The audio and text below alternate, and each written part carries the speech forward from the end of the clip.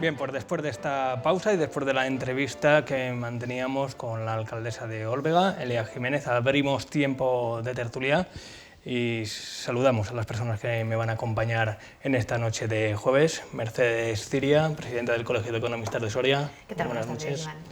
Vamos a analizar en los próximos minutos la actualidad que nos ha dejado, sobre todo los últimos días, las últimas semanas. Javier Moreno, secretario provincial de Comisiones Obreras. ¿Qué tal? Muy buenas noches. Muy buenas noches. Expectante, ¿no?, ante el nuevo gobierno también. Sí, expectante, ilusionante y con ganas de ver cómo se desarrollan las cosas. Después nos cuenta Esmar Jesús Bachiller, profesor titular de Análisis Geográfico de la Universidad de Valladolid, del Campus Duques de Soria. ¿Qué tal? Bienvenido, buenas noches. Buenas noches, muchas gracias. Examinando, ¿no?, poniendo exámenes. Gracias por dedicarnos a hacer un descanso, ¿no? Estamos que no tenemos tiempo para nada, más que para corregir exámenes, porque además los de la primera convocatoria y los de la segunda tienen una diferencia de una semana y entonces tenemos que corregir en 5 días, en mi caso, 160 exámenes. Sé bueno. Bueno, inténtalo. Intentamos ser justos. Sé justo, sé justo. Ante todo, justo. Vamos allá, porque en los últimos días nos ha dejado ya la formación de gobierno. Mercedes, la última vez que nos veíamos por aquí en esta misma mesa, estábamos expectantes, con mucha incertidumbre sobre la formación de gobierno. Se ha precipitado después del Año Nuevo. Es presidente del gobierno Pedro Sánchez, tiene hasta 22 ministros, hay quien dice 23 por lo de Dolores Delgado, pero oficiales 22. ¿Os parecen muchos, pocos, demasiados? ¿Está sobredimensionado? Creo recordar que desde el gobierno de Suárez no hay tantos ministros. Mercedes. Bueno, veía una noticia sobre el coste, ¿no? El coste económico. Evidentemente va a ser un coste económico mayor, pero también creo que se van a diferenciar mucho más algunas facetas o algunas actividades que se pueden realizar, y entonces creo que puede ser interesante. Al final muchos ministros van a tener lo que antes otros ministros tenían una carga excesiva, ahora se va a repartir, y creo que puede ser, bueno, pues es interesante algunas de las opciones que se han dado. Y por supuesto algunos de los ministerios pues, que van relacionados con, tenemos Agenda 2030, tenemos Transición Ecológica, tenemos una serie de ministerios que van un poco a la vanguardia de lo que realmente la sociedad necesita. Entonces, inquietud, pero bien. 22. ¿Qué te parece, Jesús? Me parecen normales para un gobierno de coalición, que es la primera experiencia histórica, ¿no?, en estos 40 años de democracia. Entonces yo estoy muy de acuerdo con lo que decía Mercedes. Son ministerios bien delimitados, bien estructurados, modernos, donde se intenta afrontar los problemas del futuro, ¿no? Tanto la Agenda 2030 como la transición ecológica, por ejemplo, son temas de debate muy interesantes, ¿no? Pero sí que es verdad que esto pues, requiere una labor de coordinación pues, muy importante, y yo creo que ese va a ser pues, una de las claves, ¿no?, del éxito del gobierno. No solamente la coordinación, sino también que dos partidos que bueno, se miran un poco de reojo, ¿no?, se han mirado de reojo, pues, en fin, pisen tierra y a lo mejor abandonen un poco sus ideologías y sean un poco más realistas, ¿no?, para tener un equipo pues, más cohesionado. Supongo que tiene que ser un acto de generosidad por ambas partes. ¿Qué te sugiere Javier Moreno? Lo de los 22 ministros y ya el gobierno de coalición en general. Bueno, yo realmente a mí no me preocupa si hay 22 ministerios, si hay más o hay menos. Al final lo importante es que esté bien estructurado, con las diferentes materias que tienen que abordar, y sobre todo que este gobierno de coalición tenga capacidad para dar estabilidad al país, que ponga dentro de su hoja de ruta como prioritaria la agenda social, que dé confianza sobre todo a los inversores, y que bueno, corrija todas esas desigualdades sociales que estos últimos años se han producido en la sociedad española. Creo que tienen que abordar temas fundamentales, urgentes y muy importantes. Hay que acometer las subidas salariales a través de la negociación colectiva, pero también tiene que jugar un papel importante la subida del salario mínimo interprofesional. Hay que reformar la ley de pensiones, hay que revalorizar las pensiones, pero sobre todo y fundamentalmente hay que buscar la sostenibilidad del sistema público de pensiones, y hay una serie de cuestiones, como los temas relacionados con las brechas de género, donde tienen que ser fundamentales. Para ello tiene que ser políticas que afecten, si no a todos, a la mayoría de los ministerios, y por lo tanto tiene que haber un grupo de trabajo con unas carteras donde todo el gobierno o todos estos ministros vayan a una y sean capaces de reformar o de llevar a cabo las reformas que necesita realmente nuestra sociedad. ¿Qué os parece la revalorización de las pensiones, que ha sido la primera medida, por así decirlo, estrella, que va a beneficiar a más de 20.000 sorianos? Detrás estaba, como bien dice Javier, la sostenibilidad del sistema. El 0,9 suena muy bien, incluso hay quien pide más, pero piano, ¿no? Siempre pedimos más y siempre piden más, evidentemente, porque bueno, pues, es una cuestión social, que muchas pensiones son muy bajas. Nosotros, desde el punto de vista, yo como autónoma, pues los autónomos sufrimos unas pensiones muy bajas, también por la cotización, ¿de acuerdo? Que muchas veces cotizamos por la base mínima general, entonces al final son unas pensiones pues, bueno, muy bajas. Evidentemente una subida es siempre buen síntoma, pero hay que obtener la financiación, hay que saber de dónde vamos a poder mantener este sistema. Entonces, bueno, tenemos un nuevo ministro que bueno, su trayectoria ha ido relacionada también con acortar y ir cerrando costes, así que veremos si realmente consigue que ese sistema vuelva a funcionar como debería o tendremos que criticárselo. Hay expectativas por el perfil del ministro. ¿Y el ámbito económico cómo ha recibido al nuevo gobierno, Mercedes? Porque sí que es cierto que siempre cuando llega un nuevo gobierno hay incertidumbre, se desploman las bolsas. No sé qué suele pasar en ese impasse de 2 días hasta que las aguas van volviendo a su cauce, ¿no? No ha sido una excepción. La bolsa, yo siempre digo que cuando hay alguien que vende es porque hay alguien que compra, entonces uno cree que está haciendo mejor que el otro y el otro está... Entonces creo que realmente la cuestión fundamental es que siempre hay movimientos sísmicos en el momento en el que hay cualquier cuestión, como en este caso una inquietud. Al final un nuevo gobierno con una coalición es una inquietud. Eso hay que tenerlo en cuenta.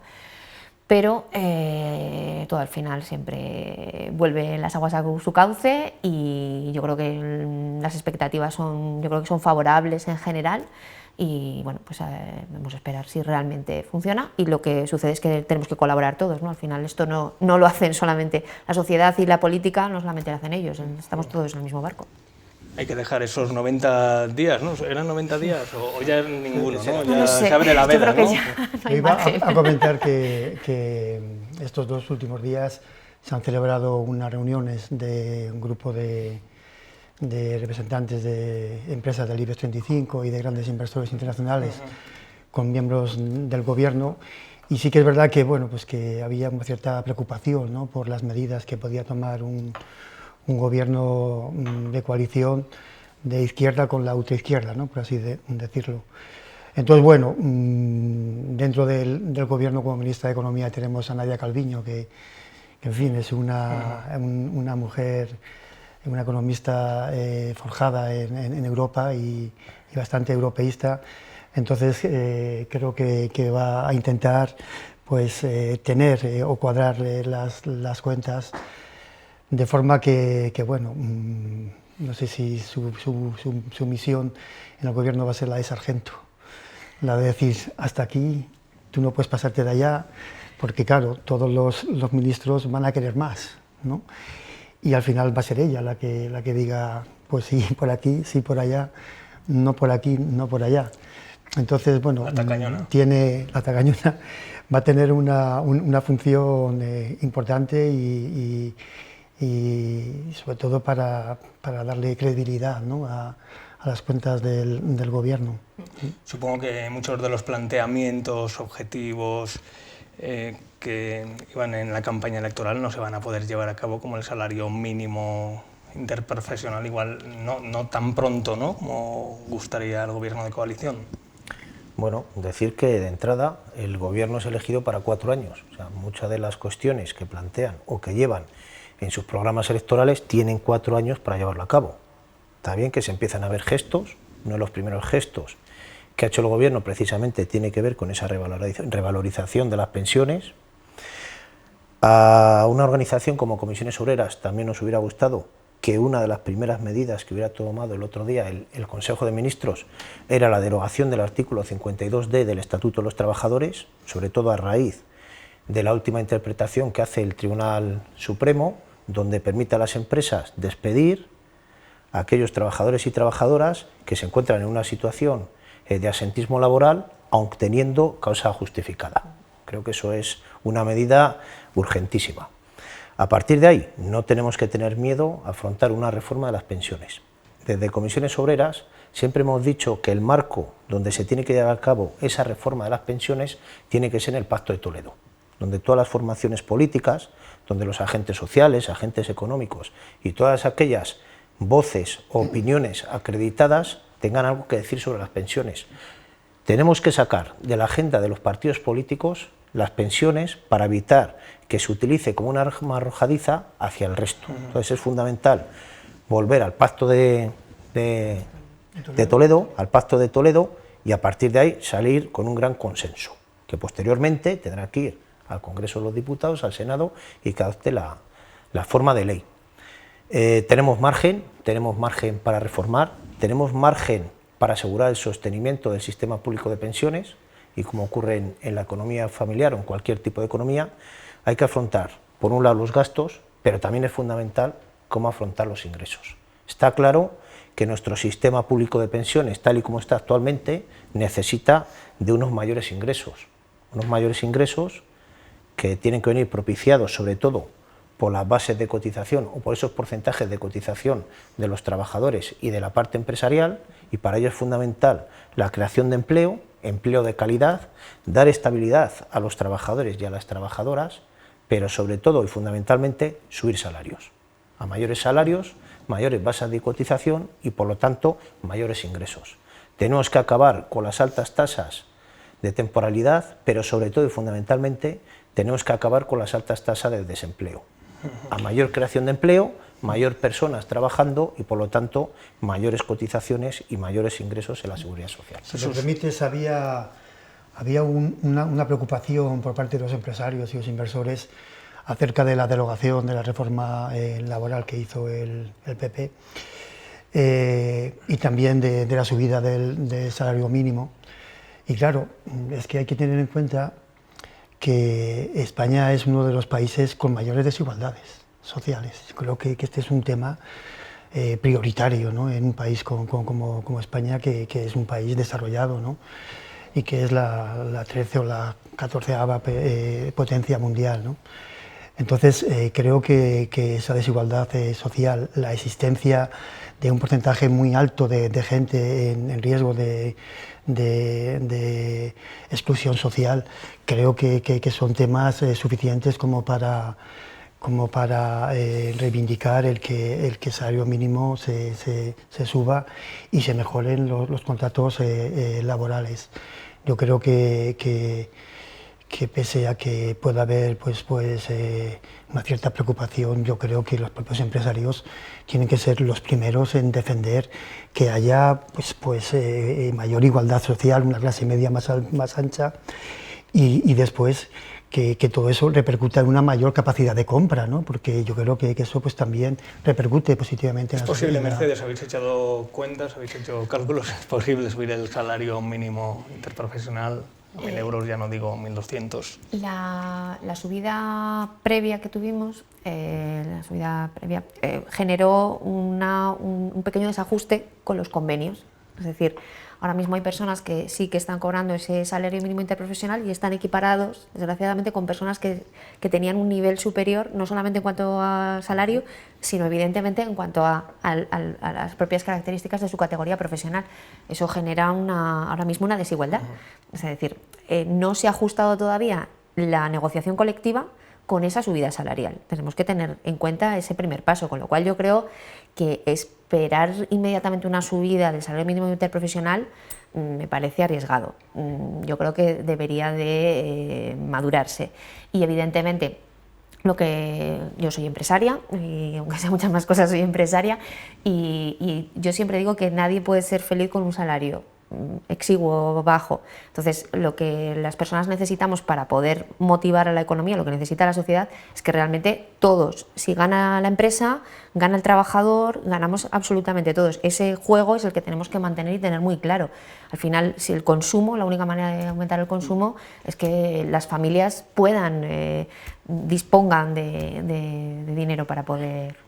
Yo, si me permites, quisiera introducir un matiz que me parece relevante no solamente para este tema, sino para otros muchos.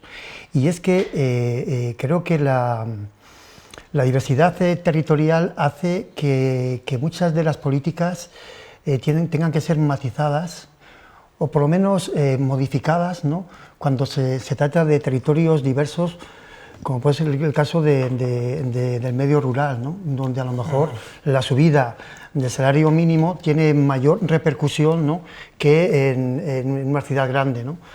Entonces, yo creo que ese tipo de discriminación, ¿no?, espacial, creo que es importante para esta y para otras políticas. Creo que poner el matiz del medio rural, ¿no?, ver cómo afectan esas políticas, creo que eso es importante. Javier, ¿querías apuntar algo? Sí. En cuanto al tema de los salarios y lo que viene reflejado con los convenios colectivos, es cierto que si hablamos de convenios colectivos sectoriales, si nos centramos en nuestra provincia, teníamos muchos convenios colectivos, no todos, pero la mayoría de los convenios colectivos tenían alguna categoría profesional por debajo de los 900 euros. A medida que hemos ido negociando los nuevos convenios colectivos, lo que hemos intentado hacer es adaptar las tablas salariales teniendo en cuenta la subida de ese salario mínimo interprofesional, que siempre tiene que marcar las categorías más bajas de todos los convenios. A partir de ahí, evidentemente, dependiendo de las categorías y sobre todo de las responsabilidades, tiene que haber una diferencia salarial.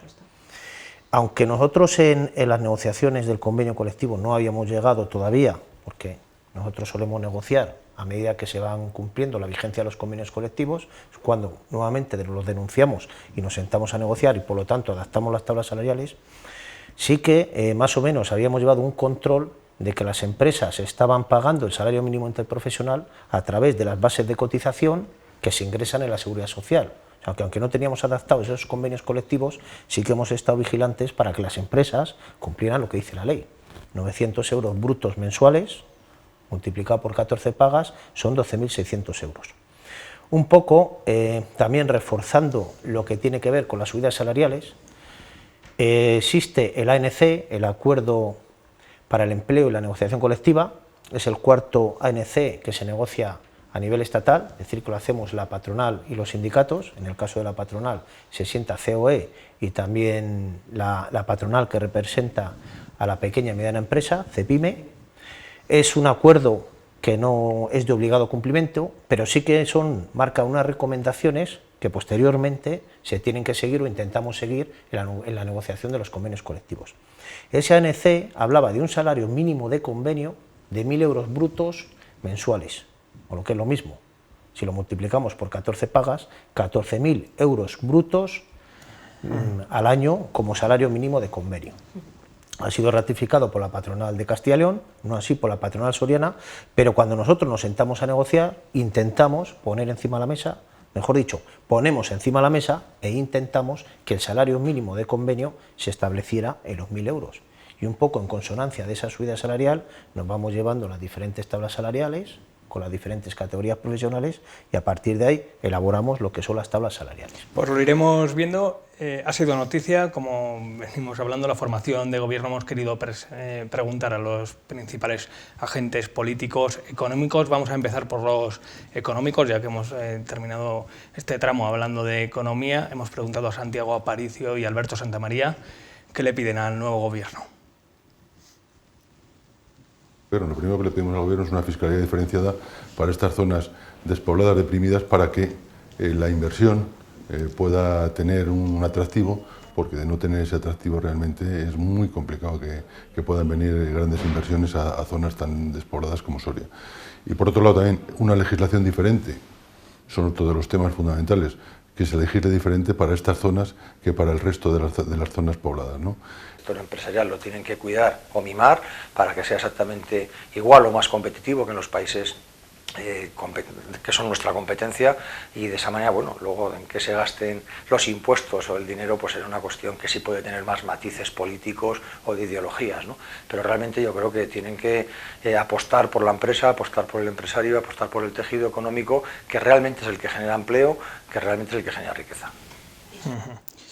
Bien, pues, como no, apuesta por el tejido empresarial, que nos van a contar desde FOES y también desde la Cámara de Comercio, con razón. Por otra parte, lo hablábamos antes de entrar aquí al plató, Mercedes, por una parte desde FOES piden esa fiscalidad diferenciada, pero también hay parte de la patronal que teme un exceso de intervencionismo, ¿no?, en la economía. Claro. El intervencionismo a veces perjudica, pero el dejar hacer, el laissez-faire, es también peligroso. Entonces, hay políticas que, claro, nos interesan que legislen. Tenemos un ministerio específicamente de reto demográfico al que le vamos a exigir que tome medidas, y tal vez esas medidas tienen que ir relacionadas.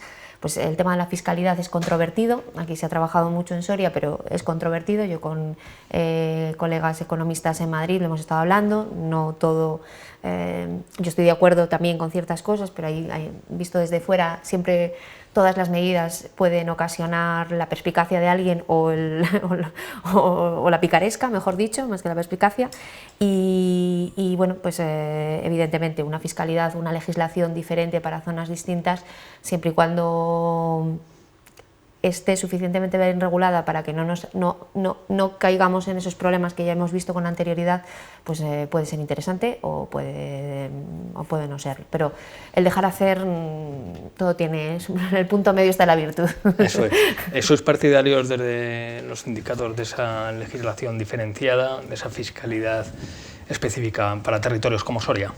Bueno, decir que cuando yo antes hablaba que la prioridad que tenía que tener este gobierno era la agenda social, también quiero decir que es importante que esa agenda social o esas grandes reformas se lleven a la mesa del diálogo social. Lo primero porque hay que fomentar la concertación social, hay que dar más peso en nuestra sociedad a lo que se ha denominado la democracia participativa. Lo primero porque creo que es fundamental que los agentes económicos y los agentes sociales nos sentemos en torno a una mesa, sobre todo, y llegar a acuerdos sobre todo aquello que tiene que ver con la regulación de nuestro mercado de trabajo. Creo que es algo fundamental. También el tipo de políticas y determinadas políticas sociales que tienen que salir de ese ámbito del diálogo social. Además, yo creo, una opinión mía personal, el diálogo social nos tiene que permitir poner encima de la mesa cuestiones a reformar, pero sobre todo hay que dar una lección a determinados políticos de que lo importante en un gobierno es sentarse a negociar, es salir con las cosas pactadas y no la crispación que vimos el otro día en la investidura en el Congreso de los Diputados, donde precisamente los políticos, que son los que tienen que sentarse a negociar y sobre todo dar salidas a la situación de muchas familias en este país, no son capaces de hacerlo. Por eso digo, hay que poner en valor el diálogo social. Ahí jugamos un papel importante los empresarios y los sindicatos más representativos, y creo que es fundamental ponerlo en valor. A partir de ahí coincido con Mercedes, porque cuando se habla de fiscalidad es un tema muy peliagudo. Nuestra organización sindical en Comisiones Obreras hemos debatido mucho sobre la fiscalidad y evidentemente la opinión de un soriano o de una soriana no puede ser la misma que la de un habitante de Madrid. Digo, a pesar de pertenecer a la misma organización, porque las situaciones no se ven desde el mismo prisma. Entonces, si nos centramos en Soria y somos conscientes que estamos atravesando un bache y que es necesario que a nuestra provincia lleguen nuevas empresas que generen riqueza y que también generen empleo, hay que buscar mecanismos, no sé si a través de la fiscalidad o no, pero desde luego hay que buscar mecanismos que hagan atractivo a las empresas el poder venir a Soria y generar esos puestos de trabajo y esa riqueza. Vamos a escuchar a los representantes políticos del Partido Popular y Partido Socialista que le piden a este gobierno. Bueno, la prioridad con mayúsculas tiene que ser generar estabilidad, ¿no? Y por fin de desbloquear la situación que tiene este país, ¿no? Llevamos todavía, lo comentábamos antes, ¿no? Con presupuestos de Rajoy, con presupuestos de Montoro al frente del Ministerio de Hacienda, ¿no? Y sin presupuestos en la comunidad autónoma, ¿no? Por tanto, necesitamos generar una estabilidad tanto a nivel autonómico como a nivel de la Administración General del Estado para, bueno, para poder salir de esta situación en la que prácticamente no se ha movido nada desde hace más de 8 años, ¿no? Básicamente lo centraría en dos cosas, ¿no? Lo que es la población y lo que son las infraestructuras. Por un lado, el reto demográfico, me parece muy importante, que es uno de los grandes problemas. Vemos que año a año el censo va bajando, y eso que este año se los ha mantenido, pero vamos, no en las cantidades en las que a todos nos gustaría por subir. Y luego las infraestructuras son necesarias. De todas las que tienen son muchos los proyectos, pero yo priorizaré la 11. Considero que el proyecto de la 11 tiene que estar finalizada y ya hay muchos proyectos de la 11 que no se han acabado ni se han licitado. Por tanto, la conexión de Soria totalmente con Lisboa, lo que es la zona Oporto, la zona de Portugal, y con la zona de Navarra, eso es lo prioritario para que podamos crear empleo en Soria y que vengan determinadas empresas. ¿No? Es decir, la letra suena en cuanto a que ya hay un reconocimiento y un posicionamiento unánime a que el reto demográfico, es decir, la despoblación, tiene que estar en la primera línea de la agenda política, ¿no? Con la creación de una vicepresidencia que tiene incluso, ¿no?, la denominación, el título de asumir, ¿no?, en primera persona el reto demográfico, y eso suena bien, ¿no? Pero como me habéis escuchado en muchas ocasiones, en política el amor se demuestra con los presupuestos generales del Estado. Pues esperemos que llegue mucho amor para Soria, ¿no?, en las cuentas generales, que a ver si se aprueban, porque es la primera piedra de toque realmente seria a la que se va a enfrentar Jesús, este gobierno, que es la aprobación de unos presupuestos generales del Estado, que llevamos color de Montoro unas cuantas temporadas, ¿no? Sí. Yo veo que ha nacido el gobierno con mucha ilusión, pero en la vida política veo un claro desequilibrio entre la necesidad de llegar a grandes pactos y la escasa voluntad de diálogo que hay por parte, en primer lugar, de la oposición, y en segundo lugar ya veremos cuáles son las pretensiones de los partidos nacionalistas, que ahí está un poco en el aire. Entonces va a depender mucho del realismo que tengan los distintos partidos, de la sensatez, del sentido común, de hacer de la política el arte de lo posible, ¿no? Y no de llegar a un programa de máximos, el que puedan salir los presupuestos, que sería además muy importante, porque el tener ya unos presupuestos daría paso a que la legislatura se prolongara, ¿no?, aunque el próximo año no hubiera nuevos presupuestos. Los excesos verbales del debate de investidura no presagian nada bueno. No, por eso yo decía antes que el diálogo social tiene que servir para corregir esa crispación y sobre todo para enseñar a nuestros políticos que es fundamental el diálogo y que cualquier conflicto, los empresarios y los trabajadores lo estamos viendo todos los días, cualquier conflicto que sale de una mesa de negociación, independientemente que sea mejor o peor, pero desde luego es algo que se pacta y es algo que se acuerda. Por eso digo que es fundamental poner en la agenda del gobierno las mesas del diálogo social. Vitales, y hay una cuestión que decía el alcalde de Soria, Carlos Martínez, que creo que es fundamental. Al final, las buenas intenciones, está claro, que son importantes. Poner determinados cambios, determinadas reformas o determinadas políticas de justicia como primer paso de este gobierno es fundamental, pero todo eso se tiene que ver reflejado en la aprobación de los presupuestos generales del Estado. Vitales, ¿no, Mercedes? Unas cuentas como economista. Es eso, con lo que comentaba Carlos, estamos en una situación de estancamiento, Castilla y León a nivel nacional, y bueno, solamente un pequeño inciso, la discrepancia es, ¿vale?, las discrepancias hay que mantenerlas, pero sin perder el respeto, es decir, la situación vergonzosa, bochornosa, etcétera, que vimos estos días, no dicen nada ni de nuestra sociedad ni de nosotros mismos. Francamente, no podemos decir que nos representan. Y sin dañar a las instituciones, yo creo que eso es importante, porque a veces se apela a la libertad de expresión, ¿no?, pero, en fin, la libertad de expresión tampoco te permite hacer lo que quieras, ¿no? Creo que en fin... El ejemplo que se traslada a la calle tampoco es demasiado bueno, ¿no?, con ese tono tan virulento, ¿no? Por ejemplo. Una última cuestión, Jesús, antes de dar paso a la publicidad. Una de las críticas, sobre todo desde el sector educativo, ha venido por esa separación de ministerios, Ministerio de Ciencias y de Universidad. El propio ministro de Universidades, Manuel Castells, el día que recogió la cartera también ya criticaba esa separación. ¿Cómo ha sentado en el ámbito educativo? Yo creo que ambas ramas, ¿no?, del Gobierno deben ir unidas, ¿no? Yo estoy de acuerdo con el ministro, evidentemente. Yo creo que la separación está motivada más bien por las exigencias, ¿no?, del Gobierno de coalición. No obstante, yo siempre soy de la opinión de que la universidad tampoco tiene que convertirse en centros de investigación, ¿no?, sino que tiene entre sus funciones el de la actividad docente, ¿no?, que me parece esencial y que está menos promocionada que la actividad investigadora, ¿no? Entonces, bueno, yo creo que ahí es importante la labor investigadora de la universidad, pero creo que también hay que promocionar la actividad docente. La docencia... ¿Y qué te parece el nuevo ministro, Manuel Castells? Recorrido vital, es el más mayor de los ministros, una figura que despierta cierta controversia, ¿no? Es una figura relevante, con mucha experiencia. Es la persona más longeva del Gobierno, creo que tiene 67 años y una carrera de 30 y tantos, 40 años.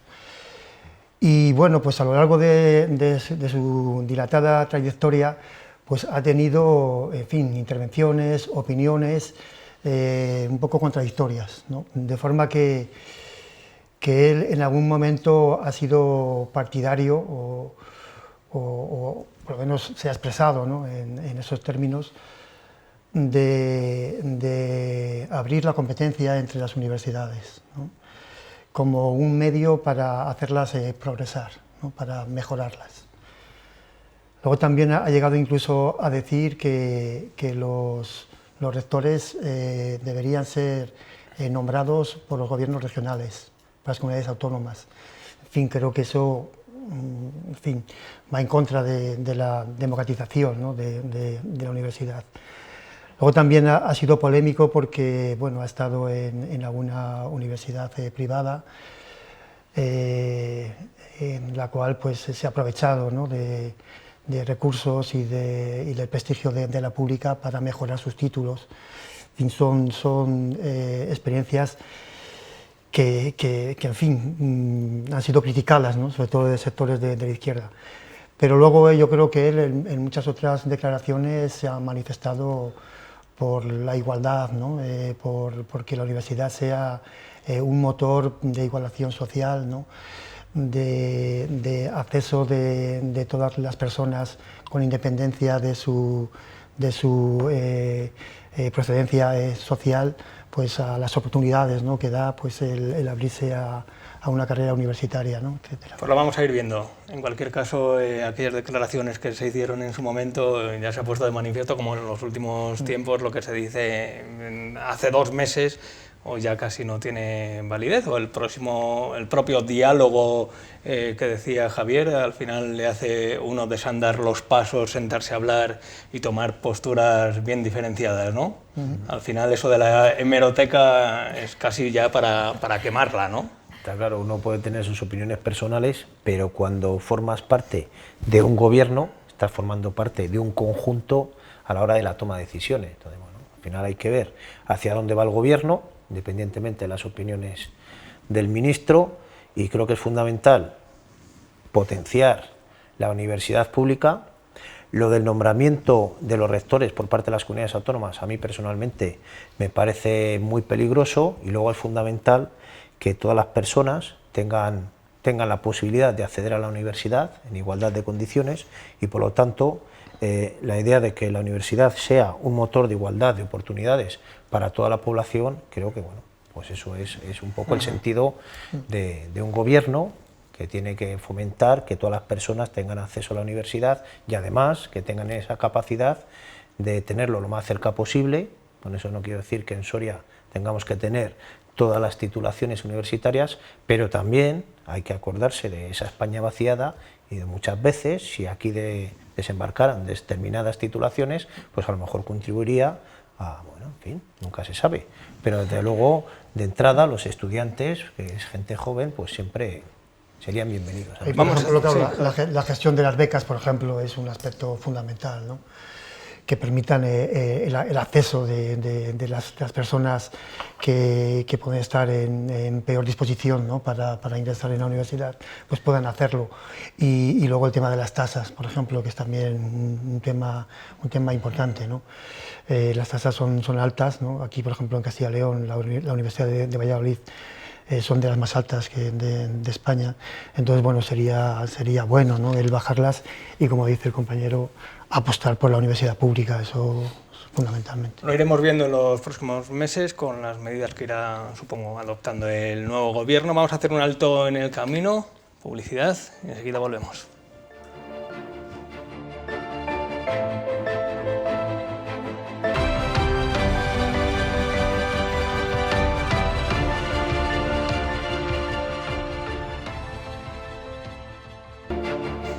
Bien, pues ya estamos de vuelta, hemos hablado de la formación del nuevo gobierno y déjenme ponerle una nota de humor con la cuenta de Twitter Soria Memes, que tanto nos alegra por ese humor tan desenfadado que tienen, y esto es lo que publicaban con la formación del nuevo gobierno, ponían sus ministros con los ministros del Ejecutivo de coalición y abajo los nuestros con los jurados, con los alcaldes de cada barrio que van a ser protagonistas muy pronto en las fiestas de San Juan. Soria Memes es la cuenta. Muchas gracias por estos momentos que nos dais. Hay que tomarse las cosas también con un poco de humor, que bastante crispada está la realidad, ¿no? Ministros y ministras. Ministros y ministras. Que está... Y además tenemos paridad. Nosotros tenemos absoluta paridad. Ah, sí, también. Claro, siempre son. Claro, jurados y juradas, mitad y mitad. Bueno, la paridad. No abramos ese melón que topamos con, ya sabes, con la legislación sanjuanera, ¿no? Vamos a cambiar de tema, nos ponemos serios porque el pasado viernes convocaba una rueda de prensa Gregorio Alonso, histórico de Soria ya. Vamos a escuchar sus declaraciones.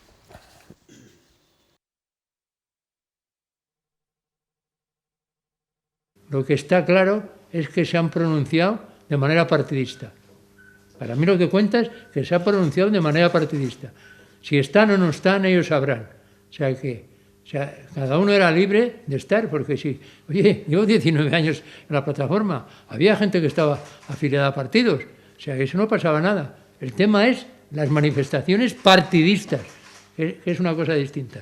Uno puede estar en un partido, pero tener una actitud de respeto y, en fin, como estoy diciendo, del amigo Latorre, que siendo del Partido Socialista ni una sola palabra en el sentido de querer hacer, pues, en ningún momento, pues, partidismo. Es bien claro. Y yo no puedo pertenecer a una plataforma que, en fin, que participa del partidismo, ¿no? O sea, esa no es mi plataforma en la que yo he luchado 19 años, no 2 días, 19 años.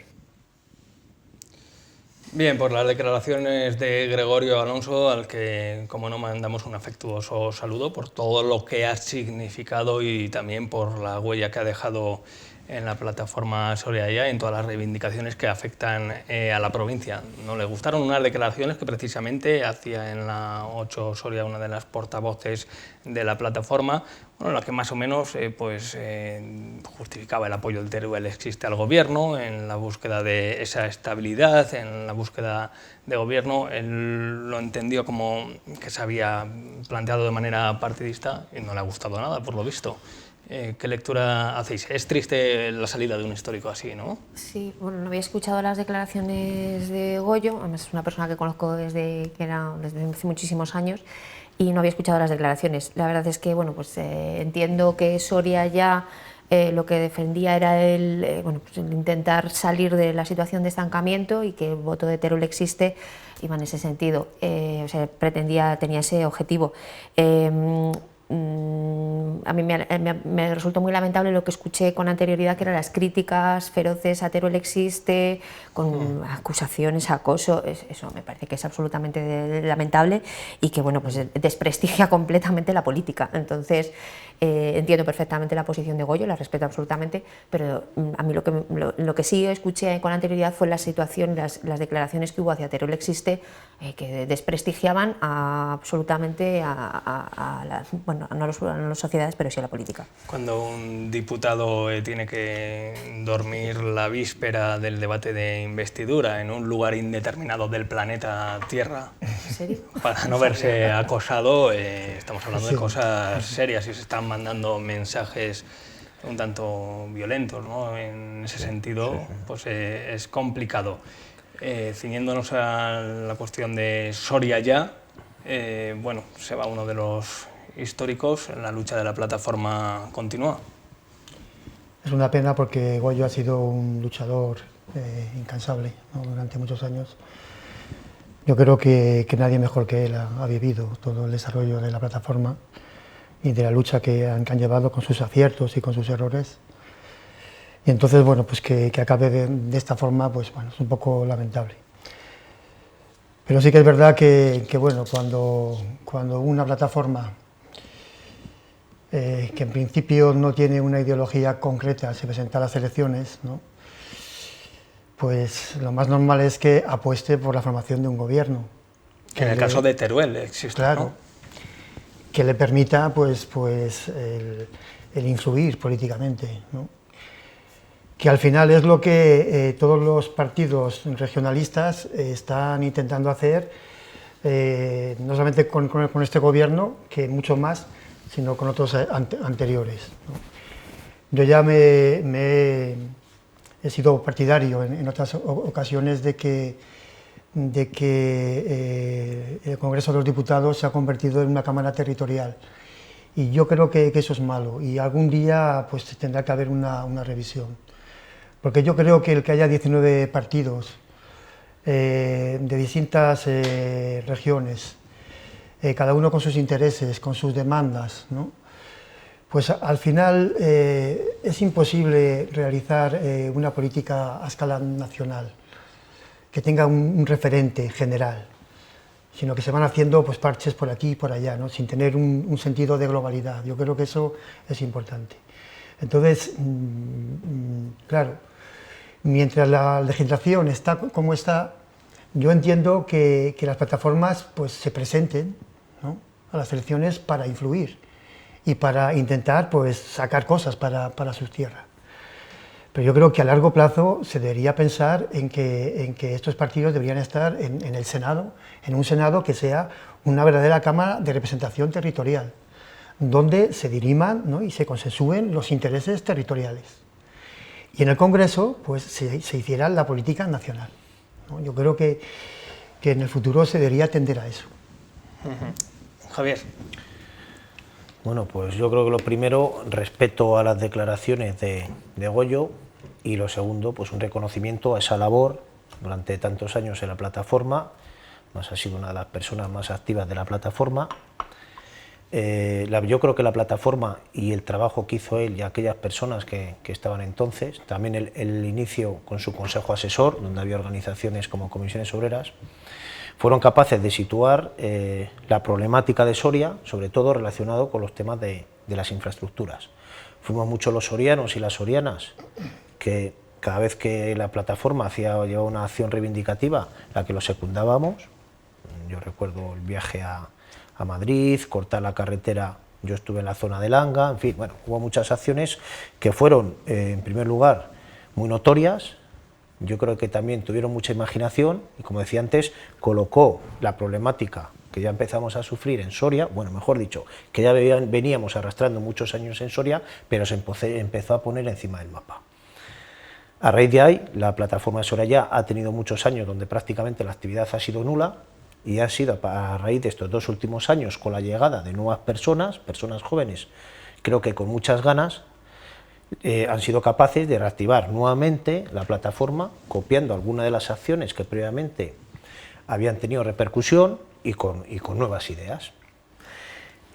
Como decía antes, esa primera etapa de la plataforma, yo creo que si no todas las reivindicaciones, sí la mayoría de las reivindicaciones iban orientadas a las infraestructuras, ¿no? Ese olvido institucional que veníamos sufriendo la población soriana durante muchos años. Hay un hecho en el giro que se da a la nueva plataforma y es la manifestación que tiene que ver con la defensa de la sanidad pública. ¿Vale? Hay sorianos que entendemos que está muy bien reivindicar infraestructuras, pero que también hay que reivindicar servicios. Y uno de los servicios esenciales para nuestra provincia es precisamente la sanidad. Evidentemente, una sanidad pública. Con esto quiero decir que sí que ha habido un cambio en el rumbo de la propia plataforma. A partir de ahí, vemos que la plataforma de Teruel existe, llega para ocupar un espacio que no está ocupado ni por los partidos políticos tradicionales ni por los partidos de nueva cuña, se presenta a las elecciones, incluso aquí se oyen voces de que Soria ya también se tenía que haber planteado entrar en política. Al final la plataforma nuestra decide no hacerlo, sin embargo Teruel existe, lo asiste, lo hace y consigue los apoyos de la ciudadanía de Teruel, que al final le colocan tanto en el Congreso como en el Senado. En el momento que una plataforma ciudadana aterriza en las Cortes Generales, en el Congreso en este caso, hay que tomar decisiones que son políticas. En este caso estamos hablando de la investidura del presidente de gobierno. Posiblemente en esa investidura, con el voto favorable de Teruel existe, haya un compromiso por parte del presidente del gobierno para hacer guiños a la España vaciada, que posteriormente veremos si se ve reflejado esos guiños a través de los presupuestos generales del Estado o no. A partir de ahí yo creo que es cuando una de las portavoces de Soria Ya dice que, bueno, que ve bien la decisión que ha tomado Teruel existe, coincido totalmente con Mercedes, que el acoso y derribo que ha sufrido la plataforma y sobre todo el representante de la plataforma ha sido bestial, no es entendible por partidos políticos, por formaciones políticas, que al final lo que han hecho también es echar a las personas, al ciudadano de a pie, encima del representante de Teruel existe, simplemente por apoyar la investidura, porque él entendía que sí que se hacía un guiño a las peticiones históricas de su plataforma y a las peticiones de la coordinadora de la España vaciada. Este problema lo van a volver a tener cuando apoyen o decidan no apoyar los presupuestos generales del Estado. Entonces, como decía, lo único que hace la persona portavoz de la plataforma Soria Ya es decir, que ve bien que Teruel existe, haya aprobado, o sea, haya dado el sí a la investidura del presidente, de Pedro Sánchez, y que ellos en su lugar posiblemente también harían lo mismo. Esas son las declaraciones. Yo no considero que sean declaraciones que busquen intereses de un partido político determinado, pero en el momento que entras en política, tarde o temprano, hay que posicionarse. Y habrá cuestiones fundamentales, como puede ser la subida o bajada de impuestos, donde hay claramente sí que hay que posicionarse. Las declaraciones de Soria Ya esconden pues ese afán porque haya gobierno y en parte también un guiño solidario con la situación que estaba atravesando Teruel existe, ¿no? Claro, es que este tipo de plataformas no tienen una ideología definida. Entonces, ante distintas leyes, ¿no?, que en este gobierno van a ser progresistas, pues ¿qué actitud toman?, ¿no? Entonces, como son plataformas que acogen a un amplio espectro, ¿no?, del ámbito político, pues entonces, claro, es muy difícil posicionarse. Su única posición es influir en el gobierno, ¿no?, para recibir compensaciones, ¿no?, de tipo... Sí, que era el objetivo, ¿no?, de Teruel existe, claro. Lo lleva en el nombre implícito, ¿no? Entonces, claro, pues incluso los propios miembros de la plataforma Teruel existe, ¿no?, pues habrán sido los que le habrán dado caña a su representante, ¿no? Bueno, vamos a acabar con una nota positiva. Soria, a fecha 1 de julio de 2019, gana 111 habitantes. Hablábamos antes de las vacaciones navideñas, Mercedes me insistía, no estamos tan mal, no estamos tan mal. Pues aquí lo vemos en esta cifra porque ha sido la única provincia de la comunidad, somos los primeros, que ha ganado población. No estamos tan mal, ¿no, Mercedes? No estamos tan mal, exactamente. Evidentemente ha tenido un papel importantísimo la llegada de inmigración. Yo además ahora mismo estoy en contacto todas las mañanas, muchos días, con un grupo de personas que han llegado desde Venezuela, desde Colombia, etcétera. Gente con una formación brutal, unas capacidades tremendas que no tenemos que olvidar y que nos pueden aportar mucho. Entonces, bueno, pues aprovechemos a estas personas, hagamos que se sientan cómodos, que los que lleguen por lo menos que no se nos marchen, ¿de acuerdo? Creo que es el objetivo fundamental, ¿no? Que tengan los servicios suficientes, que tengan todo lo que necesitan para que su estancia aquí sea lo más agradable posible, que puedan arraigar y formar aquí vínculos, conseguir trabajo, etcétera, etcétera. Así que es labor de todos los sorianos conseguir que estos 111, pues el próximo año sean 222 o vamos a 555, vamos a ir multiplicando. Hay que recordar que el balance nacional es negativo de menos 234 y los que marcan la diferencia son los 345 que, como bien decía Mercedes Ciria, han llegado de fuera, ¿no? Hombre, yo siempre digo que Soria es el centro de la despoblación, pero que ahora mismo hay otras provincias que están en una trayectoria más negativa que la nuestra. No, es el caso, por ejemplo, de León, ¿no? Que lleva perdiendo población y población joven, ¿no? por todo el tema energético, ¿no? De la transición energética, o Zamora, ¿no? Por su descentralización, por su posición, ¿no? Descentralizada respecto a los grandes flujos económicos. ¿Hemos tocado fondo?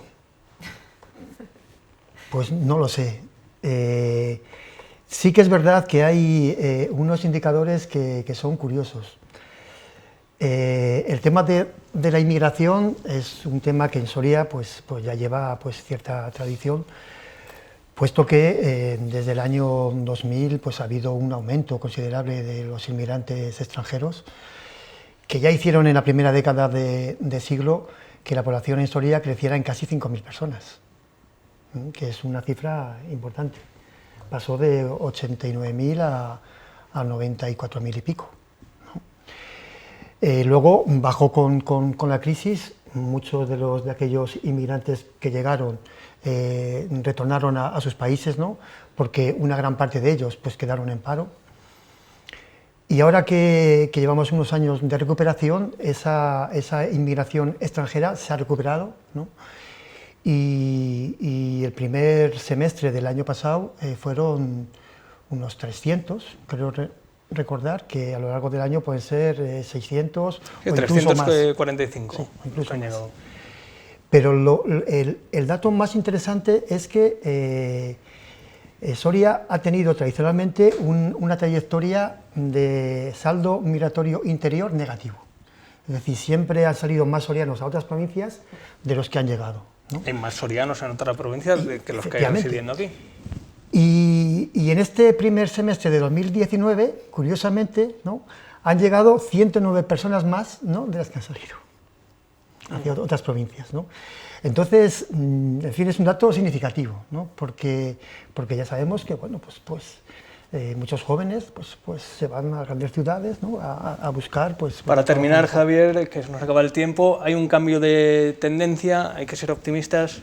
Hombre, disfrutemos el momento. Eso digo yo, para una vez que tenemos en algo datos positivos, yo creo que vamos a disfrutarlo. Claro, hay que seguir trabajando en ello, evidentemente. Es fundamental el papel de las personas de origen extranjero. En Comisiones Obreras el año pasado hicimos un estudio donde se demostraba que en la mayoría de los casos las personas van detrás de un empleo, por lo tanto tenemos que hablar de fenómenos laborales, o sea, los fenómenos migratorios en la mayoría de los casos tienen que ver con la búsqueda de un empleo, y ese estudio también nos decía que la mitad de las personas de origen extranjero se están asentando en las zonas rurales. Se están asentando en las zonas rurales, sobre todo en dos sectores de actividad. Primero es el relacionado con la agricultura y el segundo es el relacionado con los cuidados.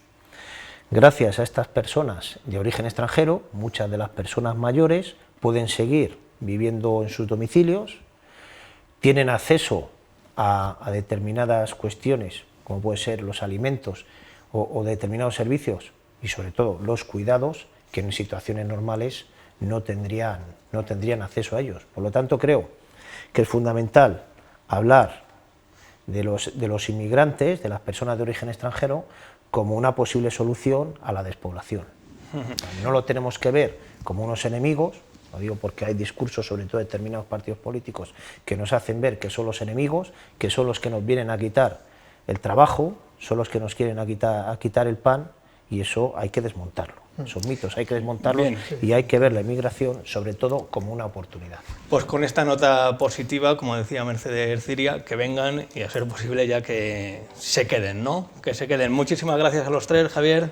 Muchas gracias por aportar ese punto de vista más vinculado al sindicato, comisiones obreras. Jesús, vuelta a los exámenes, a las correcciones, sé justo. No seas muy duro.